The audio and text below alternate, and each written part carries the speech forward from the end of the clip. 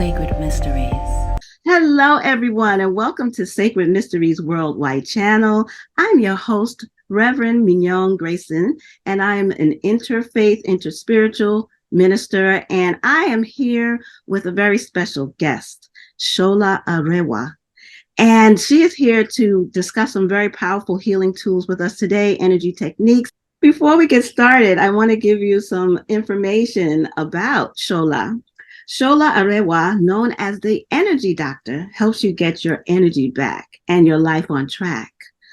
A leading figure in the worlds of spirituality and wellness, Shola has delivered her award-winning energy-based work internationally for over 3 decades. A psychologist, speaker, and author of 5 books, including bestsellers, Opening to Spirit and Energy for Life. Shola trains and certifies spiritual coaches and offers individual coaching to energize and empower you. Shola's newest program is Shekem Maat Healing System, based on Kemetic healing arts. It has come about at this time to help us heal the heart and reclaim Ma'at. Working with Shola is not just information, but transformation. She'll help you reach your highest purpose and potential with an abundance of love and laughter. Awesome. Yes, I am so very happy to have you on this channel today to talk with us. Shola, welcome. Thank you so much. It's really lovely to be here. Lovely to see you, and I'm looking forward to our conversation. So am I. Today, your work is very expansive in that you incorporate a lot of ancient technologies, spiritual technologies into your work. However, today I wanted to focus a little intently on ancient Kemet spirituality because I wanted to bring that to the forefront for our viewers on this channel as one of the ancient ways in which was created by the ancients to help society and humans heal and evolve. So I wanted to start off with that discussion, of course, and wherever it takes us, let us go there. Today, can you give us a general overview of Kemet spirituality? Yeah, Kemetic spirituality. Yeah, I can. I mean, where to begin? It's vast. Yes. Really is vast, and it pertains to so many areas of our kind of liberty, our psychology, elevating the soul, physiology, all of those things. It really supports us. And it's ancient. We could probably safely say that it's some of the first organized spiritual practices and kind of religious practices. And by religious, I mean that we come there, repetitively. It becomes a kind of discipline, and we are religious in that respect. It's probably the oldest organized tradition that we have, and because of that, it underpins everything else that we know. So any spiritual tradition or any religious tradition can really look back and find its foundations, find its root, find its beginnings in that Kemetic tradition. Absolutely, I agree. I believe. And in that respect, it is really vast. But I think what is important as a kind of overview is why I believe it's important for us today. And many people may already know perhaps one of the main aspects of the Kemetic mythology, which is around the god and goddess Asur and or Set. And one of the things that we will know is that Set, the brother of Asur, not behaving well, dissected his brother, kind of chopped him up, and kind of had his body strewn, the lengths of the Nile. And Osset, his wife, went to collect those parts. this kind of grieving, heartbroken woman went out and brought all of those parts of the body back together. She remembered him. She remembered her husband. She brought him back together, and one piece was missing. So his phallus was missing. And so she fashioned a phallus. She created it from soil. She put it on him, and then she put herself on it, and was able to have what we think of as the first immaculate conception. And so, of course, we see that in Christianity. Now, the reason that I'm sharing this story, and I'm doing it a little kind of briefly. It's a beautiful story. I do share it in Opening to Spirit, actually, if you want to go into a little bit more depth around it.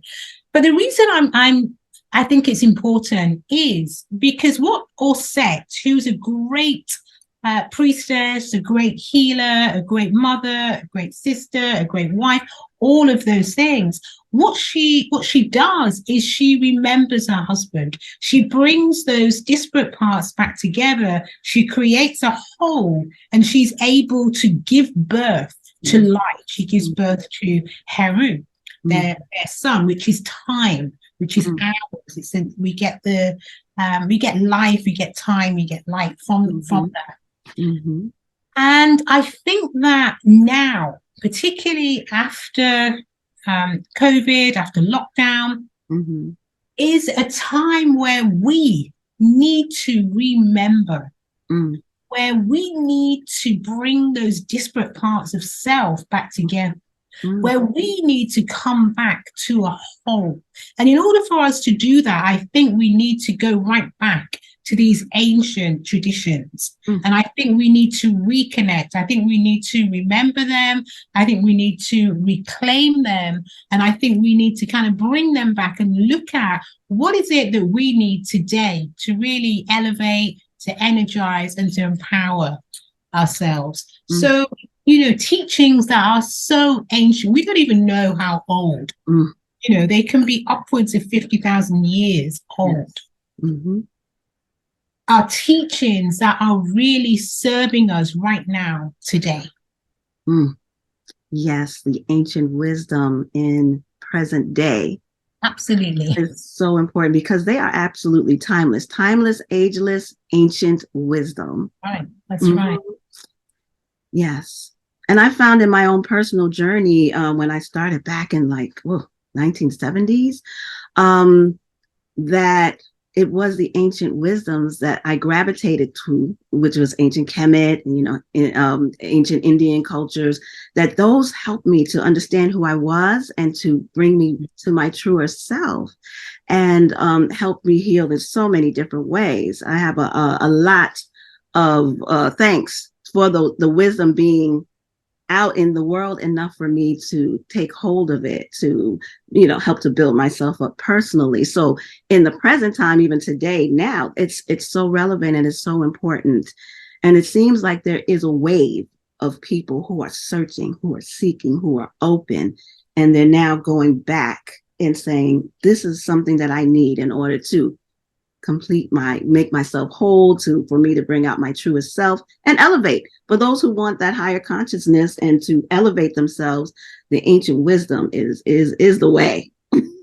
Right, that's right. I mean, I really believe, as you say, that there is so many people who are just really hearing that calling, hearing the calling, they're answering their calling, and really recognizing that it is when we go back, right to those beginnings of time, and we take that richness, we take that has been, lost, some of it stolen from us, we reclaim those teachings. That is when we really elevate ourselves. Absolutely. Yes, indeed. How did you get called to this type of spirituality, the ancient spiritualities? Yeah, well, I mean, I had my own transformation kind of many years ago, and I a little like yourself, I'll be forever in kind of awe, and I'll be forever giving thanks for that kind of transformation that occurred in me. And for myself, I was a fashion designer. I was kind of working in in London, up in Kensington, and I had my own fashion business, and I was doing my thing. And I did that for several years, and I did really well. I loved it. And actually, there was a key part of it that was important, and that was that it really helped me see that I could really kind of achieve what I put my mind to. And I've been told that as a child, and I guess that it really helped me to see that there was truth in that. But after several years, I just kind of started thinking there must be more to life. There just must be more to life. And so I literally decided to just give everything up, to leave it all, turn my back on it, and decided to travel. And I had the good fortune of going to India at a time where the experience that I had, actually, the first thing was I started kind of, meeting different people, and I was like, oh, I do not like this person. Oh, look at their behavior, watching this one, watching another one. And I was kind of like, don't like that. And then I realized, hang on a minute, slow up. That is what you do. You behave just like that person.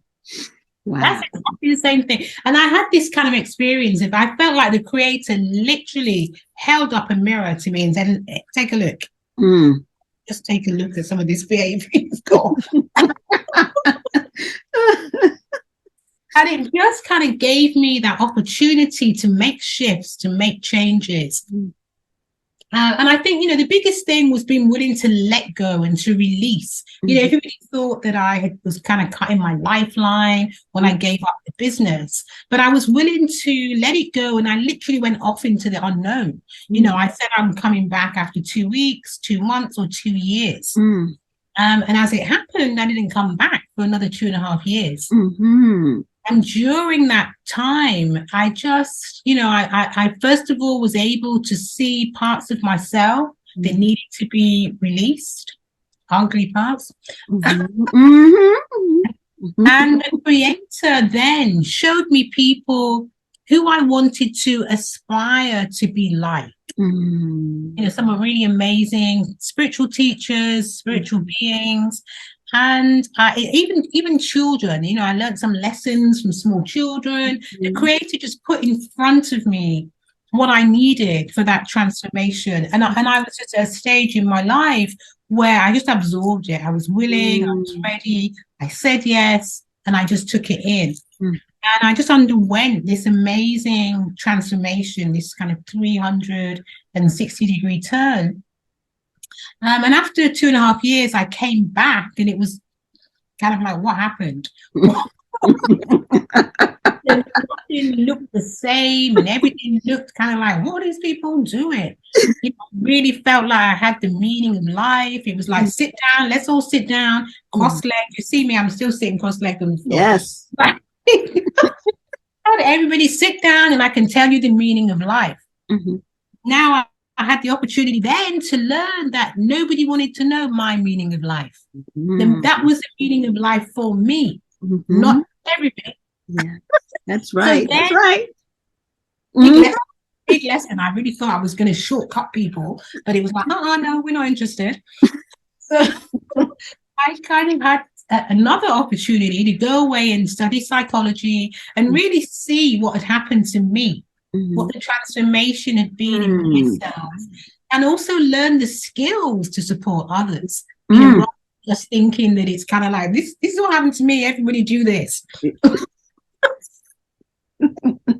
Yeah, I mean, that's how when we early on, a lot of us are. It's like we're so excited, and we found something so beautiful and so powerfully empowering and powerful, and we just want to share it. This is the way, but it's not. Like you said, everyone's journey is very personal.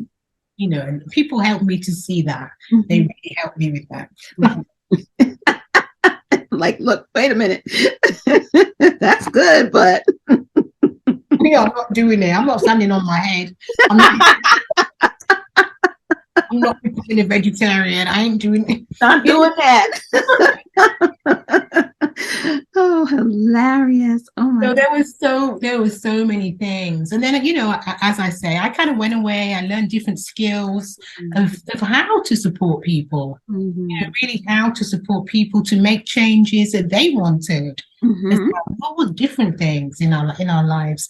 Again, I'll, you know, forever give thanks. I did a lot of ritual at that time. I did a lot of sacred ritual, creative arts. I'm really looking at different ways to support us to kind of grow, to move forward, to change where we wanted to change. And I really loved that time, actually, when I was thinking about it now.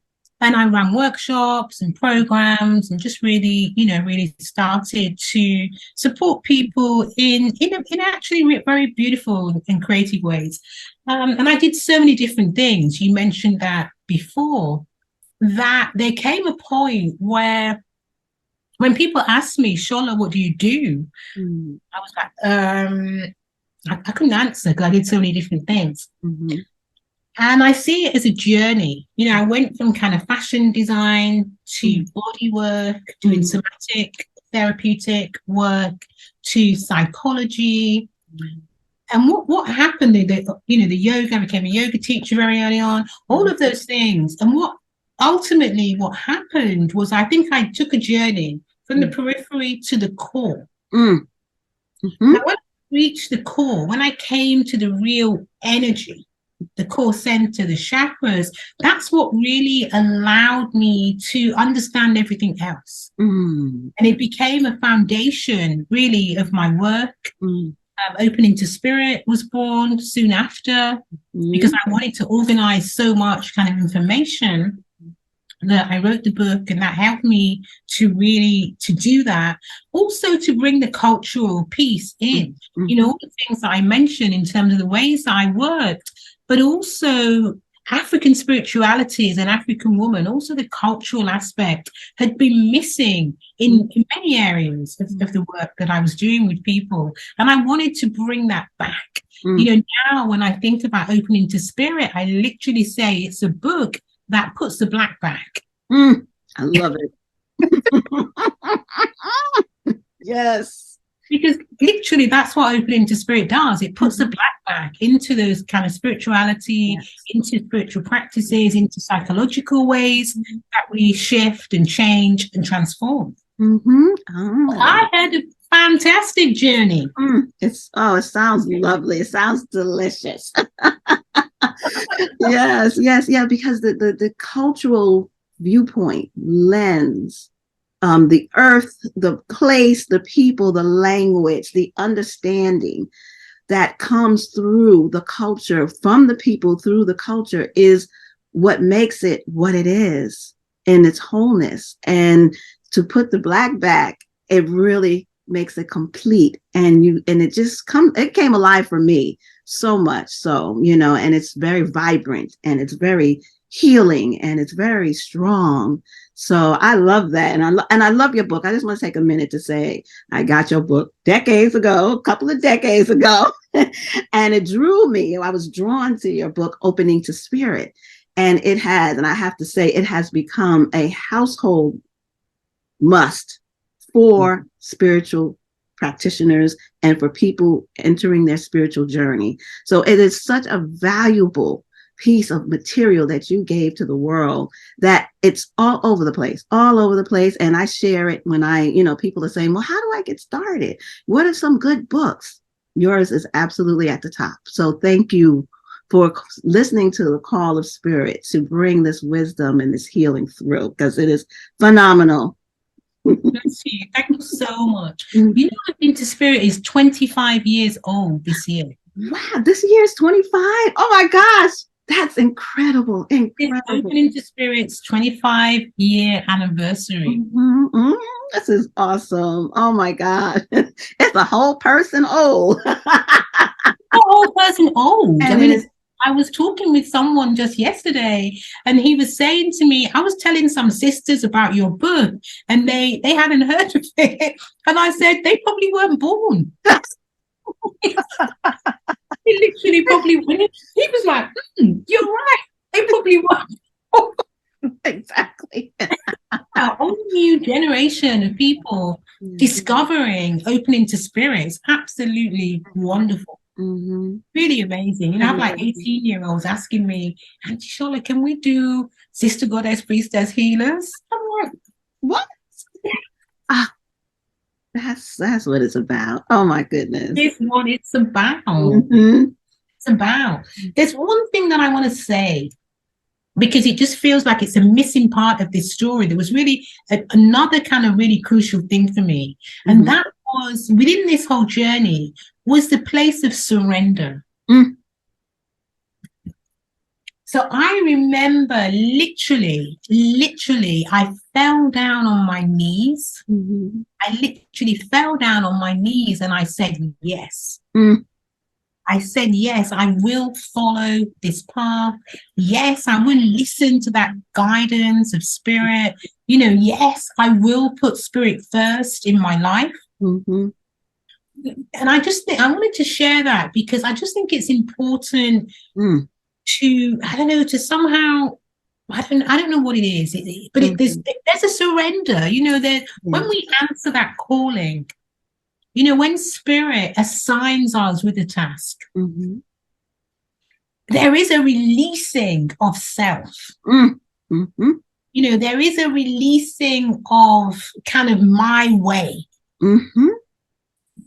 And there's something else, there's something greater, there's something that we open to that then moves through us. And it is that is magnificent. Yes, it is. And I did want to circle back to that, because that, what you said in your own personal journey, how you listened, something was off. You had done this and you said, well, you know what, I'm going to take a leap of faith and I'm going to follow this voice that's within me saying there's something more. And then along that something more, then it's another type of surrender. Once you start to receive or get exposed to the information that's going to help you heal, you have to put aside something that says, I know, or, and to surrender and say, I'm willing to learn, I'm willing to receive, I'm willing to grow. This is something that I want to do. And that surrender is a big piece, because I think that and what I've seen in my own observation is that sometimes people intellectualize it too much. And then, so then it becomes a learning of data, a learning of processes, but it's not going as deep as it can until that surrender happens. And everybody gets there eventually. Some of us slower or faster than others, but it happens if you stay the course and are really about your spiritual life and health. But I think it's also, there's a kind of balance between recognizing the depth of spiritual practice. When we look at the ancients, when we look at the ancient Kemetic healing arts and spiritual practices, when we see them and we see the depth of them, we see the amount of gods and goddesses that exist and the different things that they represent, and the different levels and the different parts of the soul, and there's just so much. I think there's a balance between really embracing our spiritual practice and the depth of it, and kind of be opening to spirit and being with that. And that place of what I call it spirit light, so LITE, the kind of there's the kind of real depth of practice, and then there's the spirit light. So for me, I love that. So we have to be careful that we're not in spirit light when we think we're in the depths of. And I think that's where the surrender comes. That's where the opening to spirit comes. That's where the allowing something that is much greater than us to move through us. And that comes with practice. We have to practice. It comes with repetition. It comes with spiritual, I like to call it blisscipline. I'm with discipline now. Blisscipline. I love it. So I like to call it blisscipline. And that's what we need. We need repetition of spiritual practice, daily practice, because that's what really hones the system. And you will open to something greater than you could ever possibly know. You say, for myself, it was definitely a moment of being willing to step out into the unknown. Yes. And we've all done it. It's a little bit like being born the first time. Mm-hmm. You'd get born once already. Mm-hmm. And that first birth, we step out into the unknown. Mm-hmm. And it's not easy. Some people ain't even trying to come out of there. It's true. They stay in a long. You got to make them come out. They're like, wait a minute. Because it's comfortable there, And so we have to go beyond our comfort zone sometimes. We have to kind of step out. Mm-hmm. And it's the same spiritually, we can call it rebirth, energetic or spiritual kind of rebirth. And what it asks us to do is go beyond our comfort zones. Yes. Move out, step out, go into the unknown. Mm-hmm.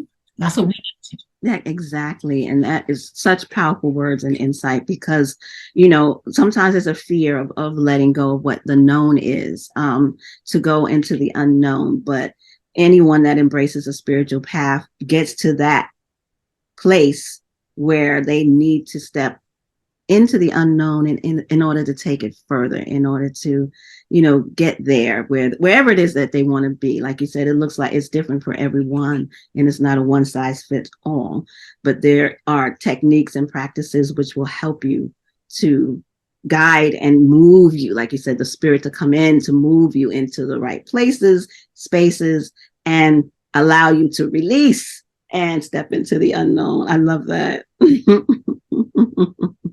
That's so awesome. Now we talked about, you talked lovely about the ancient spiritual practices from Kemet. And just for clarification, those who don't know what Kemet is ancient Egypt. And they've given us a lot to the world that we were able to go back and find. Is there any more to the legacy, the spiritual legacy that they have left behind us that you would like to share, that you feel or would like to share? I'd love to. Yeah, I'd love to. What I'm thinking is, these post-Rona, goddess Rona times. Mm-hmm. I think that a lot of what we know of ancient Kemet has been kind of based on understanding how to describe. I want to talk about it in kind of patriarchal terms or masculine ways. Yes. Mm-hmm. Understanding. I don't necessarily mean patriarchal in a kind of negative or bad way, but just it's a particular way of learning. Mm-hmm. So kind of understanding a series of events, you mentioned understanding the data, mm-hmm.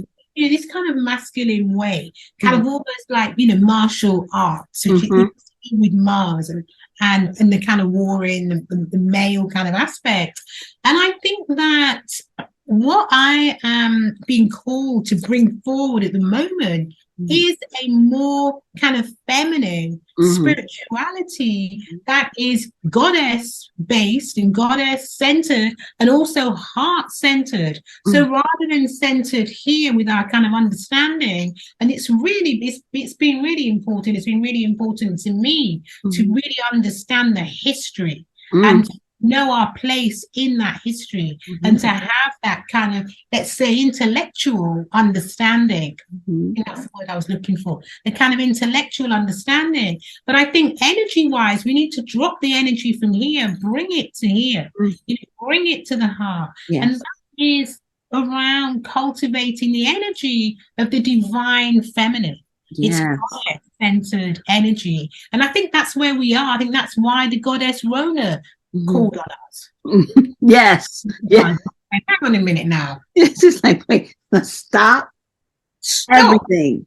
She said, stop everything. Sit yourself down. Go back in your house and don't come out until you have reflected on your behavior. That's what she told us. She literally told us. Because remember, Corona is the name of a goddess. It's a goddess of viruses. Oh, that's right. Wow. That's why I call her Goddess Rona, and I speak to her energy-wise because that is how I see it. I really think that she came and told us just slow down. slow yourselves right down. Mm-hmm.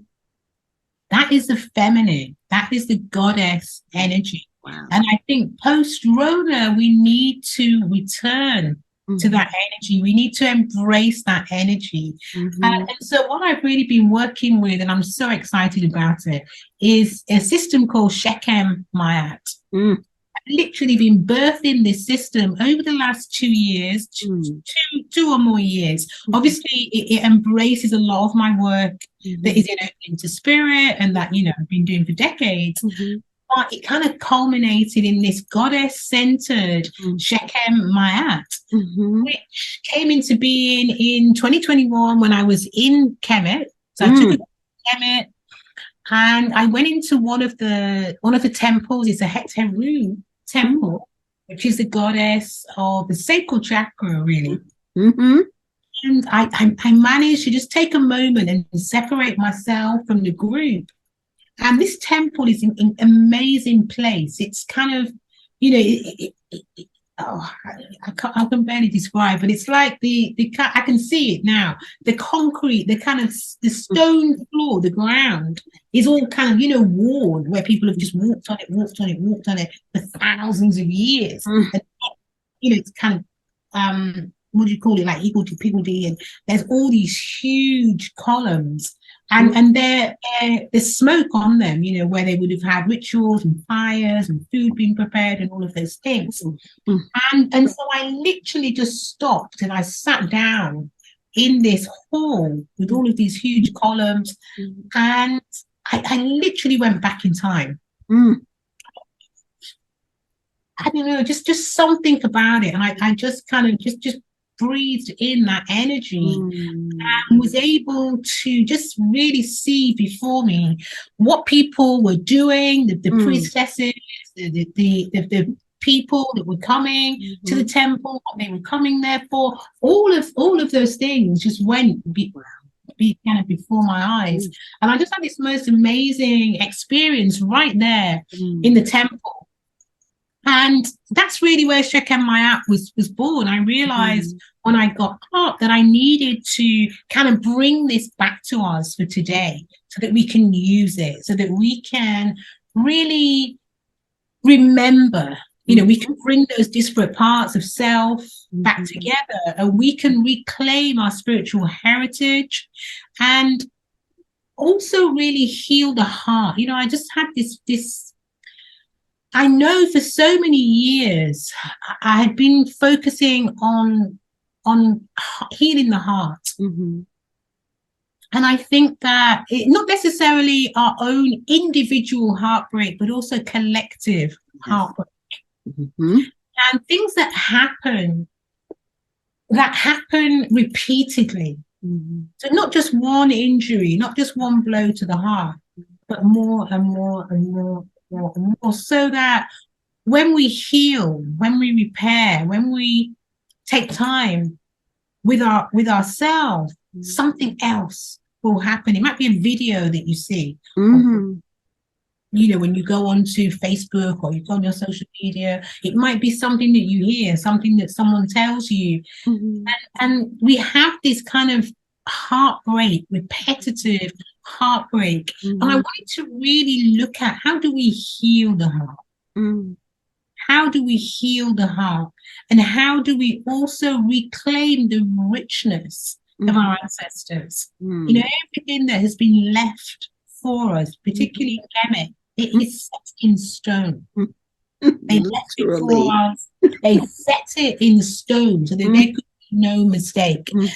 And birthed from this kind of desire to really bring this forward is Shekem Maat. Let me see. Oh wow, that is beautiful.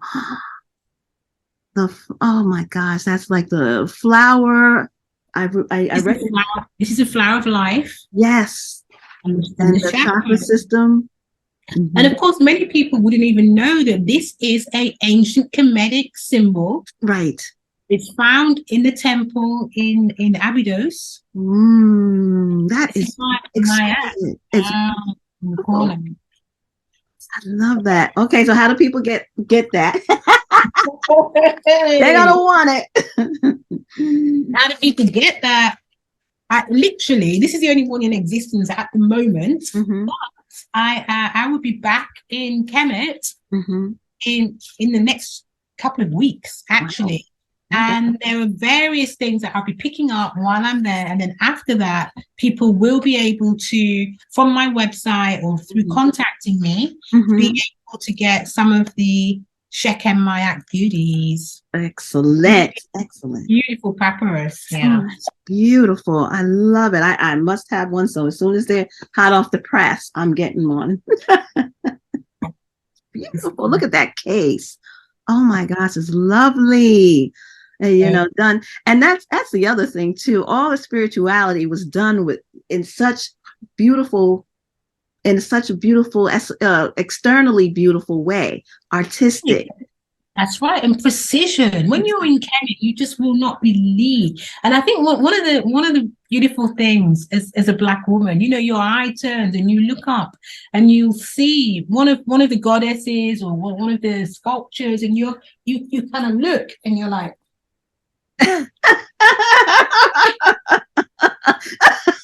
looks just like me. That's right.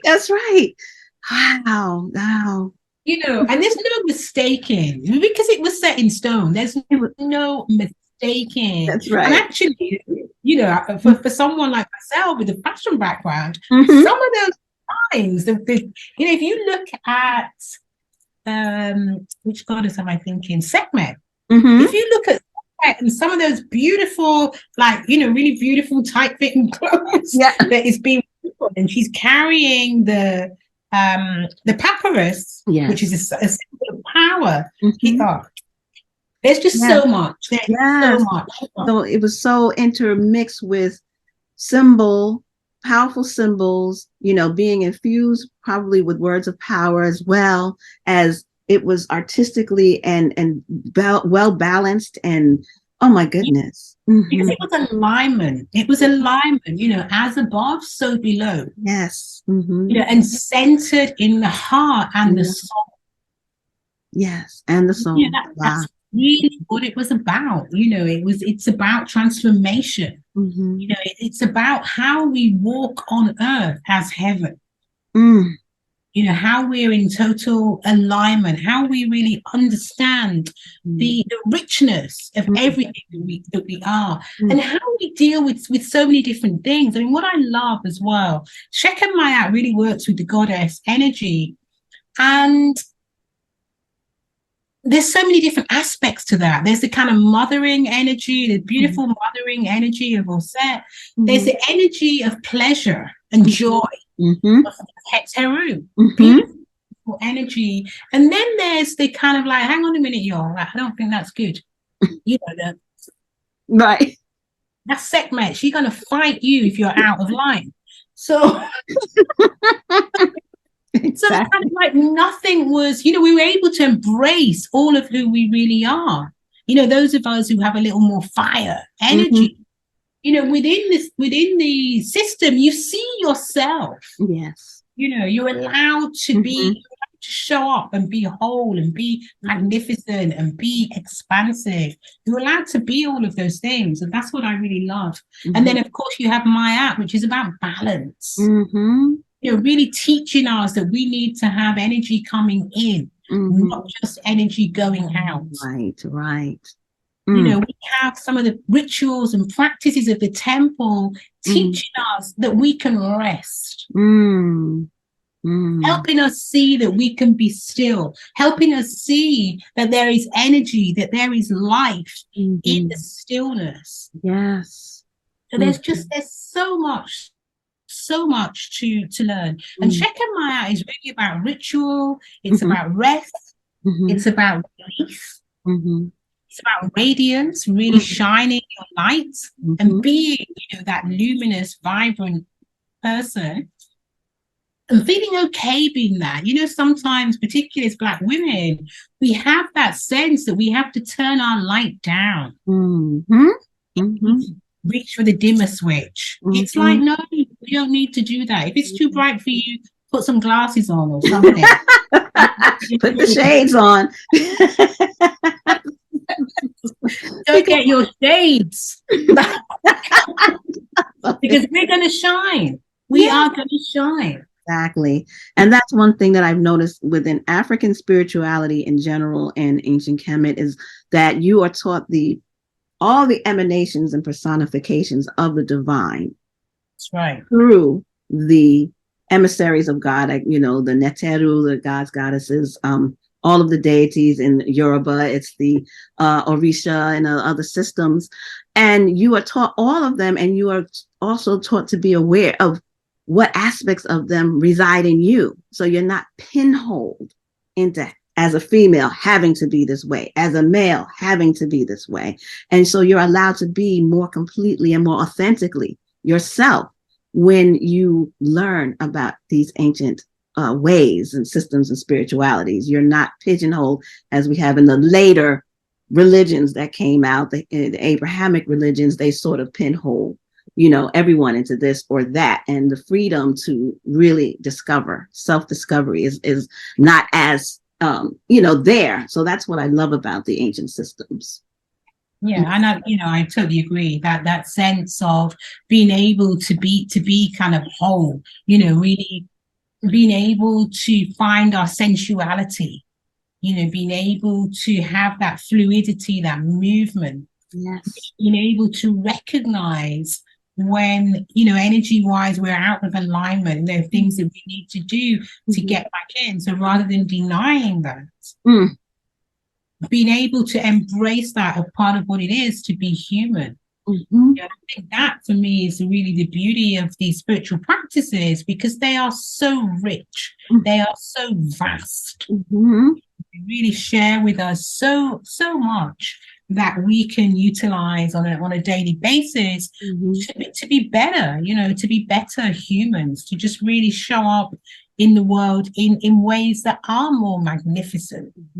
And when you heal the heart, you feel safe and you feel at a place where you can be just that, for others, and show up in the world and not be angry and not be hurtful, and because you're coming from that heart space that Ma'at gives us. Really, really beautiful. Just launching Shekem Maat. I've just come back from the US. I'm not sure if you were aware, but I literally just came back from the US, launching we were in DC and in California, in Venice. And it was so well received. I just think it's so kind of timely, and it's just been absolutely wonderful. It's really, really lovely. Just seeing people just let go, seeing people release, seeing people kind of just embrace my acts, embrace the beauty of my balance. So Maya, just for people who, I'm sure people are familiar, but just for people who are not, just to say the 7 main principles of Maya are balance, harmony, justice, reciprocity. Don't know how many that was. These are the main kind of tenets of Maya. So they are so timely for us now. We need more balance. We need more harmony. We need order. We need reciprocity. All of these energies from this one deity are just so kind of timely for us right now in this time. And that's why this system was birthed through you at this time, to bring forth that wisdom, so that we can take it and nurture our lives with it.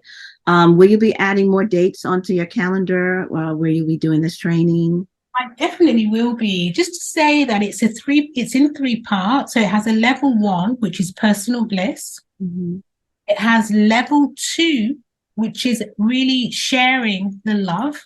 The second part is a practitioner training. Where we use some of the hands-on work, we use some of the temple practices. And the third part is the trainer. So that's the people who want to go ahead and become trainers of Shekem Maat. And so the dates, I have UK dates now later in the year. We're in 2023. So there'll be dates later this year in the UK. And I will be in the US in 2024. Definitely going to be in Chicago 2024. And we'll definitely be adding other dates in the US. Also, Kemet. I want to do level 1 and level 2 in Kemet in 2024. That will be in July. Oh, that's my birthday month, so I have to shoot for that. I haven't been to Kemet yet, and it's on that list. You have to come. Right. That's what I want to do. I mean, I'll literally be in Kemet. If anybody wants a spontaneous trip, I will literally be there in July, the end of July, middle of July until the end. But then we're also planning next year to have Shekem Maat. We want to go to there's a new museum that's been built in Kemet. It's in Cairo. That is absolutely huge. If you think about what they're calling it, the Blacksonian now. Yes. If you think about the Blacksonian Museum and how large that is, the one in Kemet is probably 3 times that size. Really? It is enormous. Wow. And it's taken years and years and years for them to complete it. But it should be complete this year, which means that next year we can take time to go there. And I also want to go to beautiful heart-centered place. What I really work with the chakras in Kemet. Yes. You look at the chakras along the Nile. And we'll have a little bit more of a retreat time next year, and we will also do Shekem Maat levels 1 and 2. So it's going to be a really powerful journey. That's excellent. Thank you for sharing that. You know, we will definitely be sharing your links in the description so that people can find the information and be a part of Shekem Maat and any of your other systems and programs and, you know, things that you have to offer. So everybody just, you know, go into the description and all of the links to all of Shola's work will be there. It was very interesting, too. When I was in seminary, we had different people come and speak with us. And one of the things that one of the lecturers, I can't remember who it was, but he was talking about the different ancient systems. And he talked about how he used the word Egypt. He says, you know, Egypt, the spirituality was waiting on the inner planes to make a comeback into the world. So those who are receptive into bringing that wisdom through are creating, you know, these schools and these, just bringing it forward in whatever way that they do so that it can live again on earth and be available. That's so true. And it's so true. And it's because of the cycles of time. You know, I think it's something like 2,600 years cycle that is kind of bringing us back so that we can be more receptive to really appreciating and understanding what the ancients left for us in stone. Yes. And they left it there in stone so that we could return. We could go back. And so that we could really reclaim that, I call it our spiritual inheritance. Go and we could pick that up. Yes, that is so powerful. Yeah, because when you think about that, stone is one of the most longest lasting substances. It is the planet. So they were very wise. When you're there, I mean, you cannot. I mean, I don't even really try to describe how it is because you can't. You cannot. You can't have to be there. You can't scratch the surface of how kind of magical and how magnificent everything is. You do need to be there to kind of experience that. But one of the things that I think of when there is because some of it looks like it's 100 years old as opposed to thousands of years old. It's so meticulously created, and the colors, and all of those things. But I think that kind of ability to create in that way, so that we could come back, and so that will literally still be there. And another thing I think about is everything is kind of colossal. Things are huge. Right. And I think that is because our ancestors, not because they were giants, as some people will say that, but because they were expansive in their being.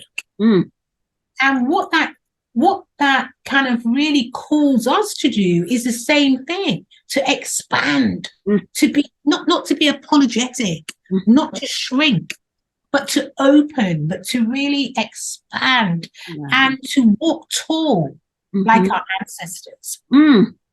Yes. What a message. Oh my goodness. Yes. Gotta be there. You gotta be there. Now in your discovery of the remembering of the ancient Kemet ways, how do you see ancestor reverence within that system? It's really incredible because you literally see, you'll see scenes. You'll see the initiation, sorry, not initiation, the libation. You see the bowls that were used. You'll see the giving of life.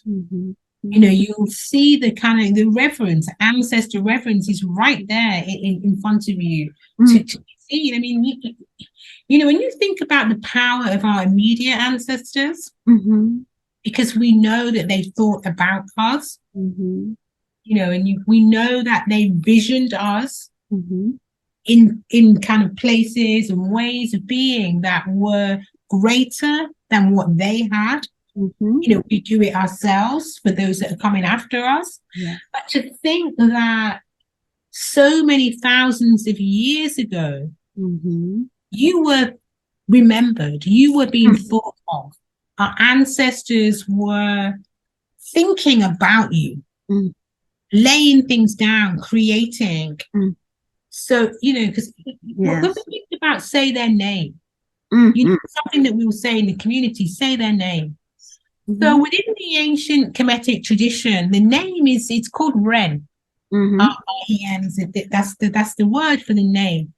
And you'll see the different kings, different gods, goddesses. You'll see the names on the temples. So the little cartouche that people will wear around their neck with their name on it. So if you think about how important we view that now, say their name, keep someone's name alive once they've passed. This comes from our ancient ancestors. They always repeated the names. They kept the names alive. They put the names on the temple walls. They wore the names around their neck. Wow. They always remembered, always remembered those that went before. So, I think what we know of ancestral reverence today literally comes from, that's where it's coming from. Right. And it's a part, it's seen as a part of the layers of the soul. The red, the name is one of them. That's powerful. Thank you. I appreciate that. Yeah, when you think about even when you get to the pharaohs and those other higher figures in the society, those pyramids, that's ancestor reverence right there. Yeah, all of it. I think what is so powerful for me, kind of being in Kemet and walking on the land and being there, when you think of all the things that our ancestors did to live on in the afterlife. Yes. And so, as I walk either inside the Great Pyramid or I walk in any of the tombs and inside of Tutankhamun, inside the tomb, I think they are alive. I am going there all of these thousands of years later and saying their name. They are living on in the afterlife. Absolutely. Because of what they did. That's right. Wow. Oh, so wonderful. Oh my goodness. I just, when you're talking about it, I feel everything that you're saying, and I'm being transported, and so thank you so much for sharing all that you have. Shola, what are some of the other healing systems that you have? Would you like to share that with us? Yeah, I mean, I think there's been so many kind of over the years. I have a program, Sister Goddess Priestess Healers that I was running. I run it in 2020 again.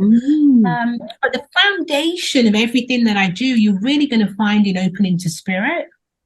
So if you haven't read Opening to Spirit, if you don't know Opening to Spirit, if you need to dust it down off your shelf, go get it, dust it down off the shelf. You really need to read Opening to Spirit, because Opening to Spirit is really the foundation of all of this work. What I do in the book is take everything back to the very beginning of time, and then I move forward. And it really works with the chakras and the energy. And I also think, get Opening to Spirit, read Opening to Spirit. If they tell you it's out of print, it is not out of print. It has never been out of print. That's 25 years. And also have an understanding of what's going on energetically for yourself. So if you go to, I believe it is shola.co.uk/chakras.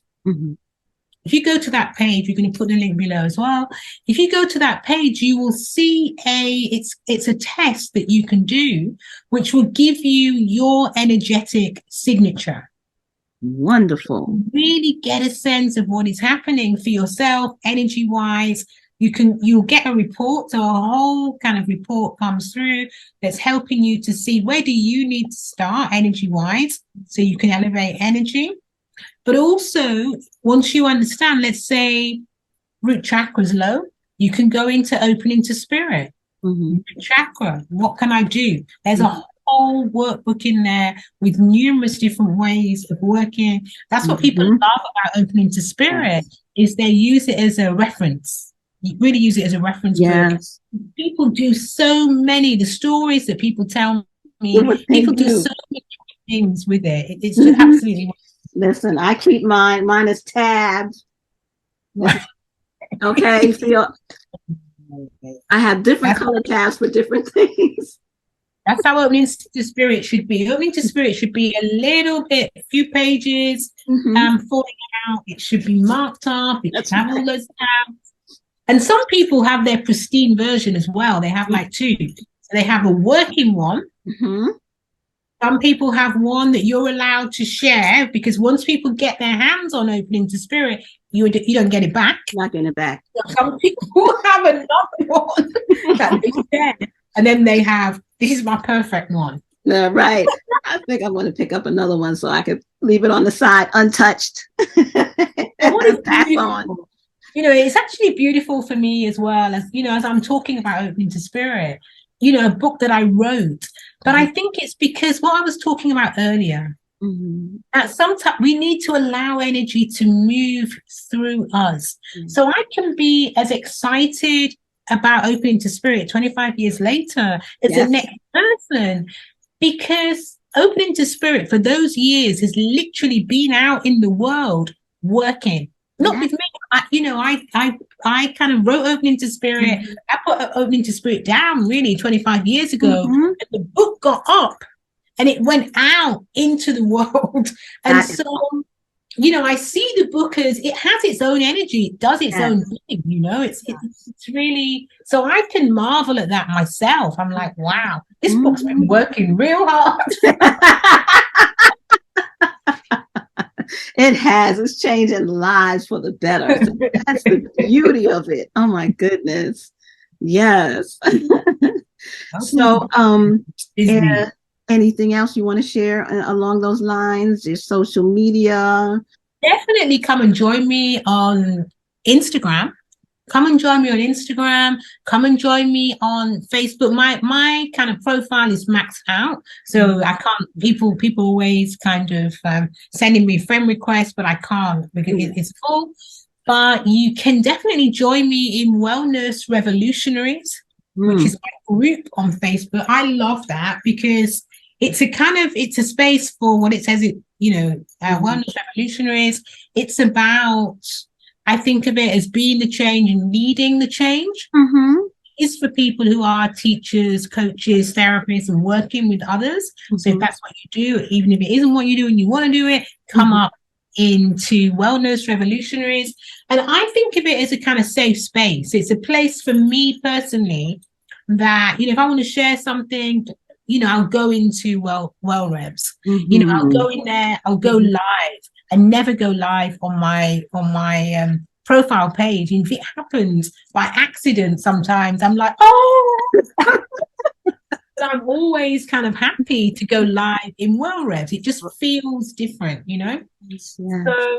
So yeah, do come and join us in there. And Instagram, I always share on Instagram. You'll find out what's happening. And if you go to my website, shola.co.uk, scroll down the page, sign up at the bottom, then you will get a guide to managing energy and creating ease in your life. So ease, I think about as energy, awareness, success, and excellence. Ease. So there's so many things, and you'll find loads of other goodies actually. Have a lot of other kind of different giveaways, different programs. Have an Energize Your Life program that's always kind of pretty low cost self-study program. I have Awakening Your Chakras. If you want to take the chakras a little bit deeper, there's a self-study Awakening Your Chakras program. And then look out for Shekem Maat, because I would love to welcome you to this new program as well.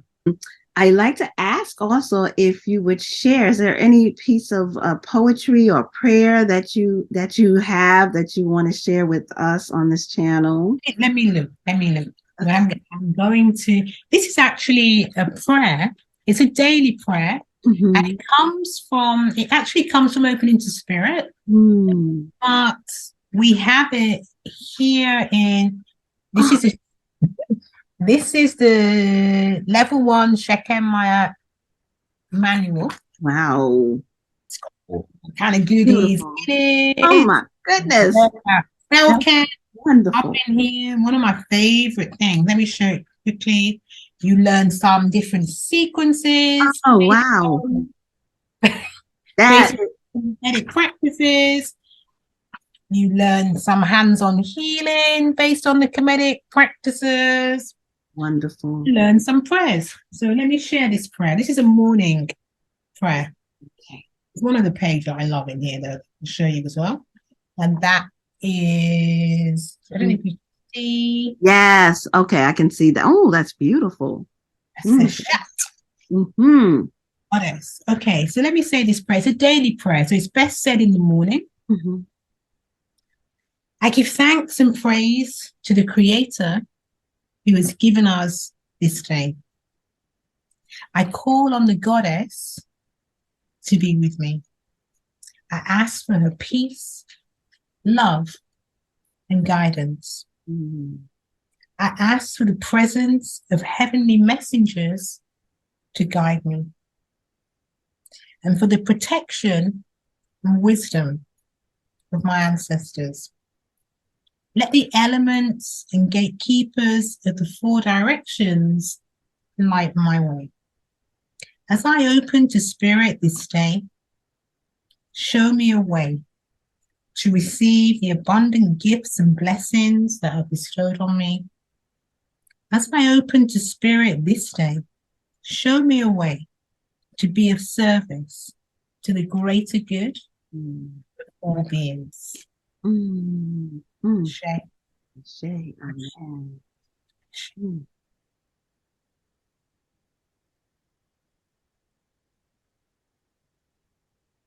Maat and Maat and Ku. That was absolutely beautiful. Thank you so much for sharing that. It's been a pleasure having you here today. And I will repeat, all of Shola's contact information will be in the description. So please check it out. Okay. And I look forward to seeing you again in the near future. This has been so lovely just spending this time with you, Mignon. Thank you so much. You're welcome. For inviting me. I always loved what we did together in Clubhouse as well. Too. That's great memories for me. And I'm like always trying to think of a way, how are we going to do something else together?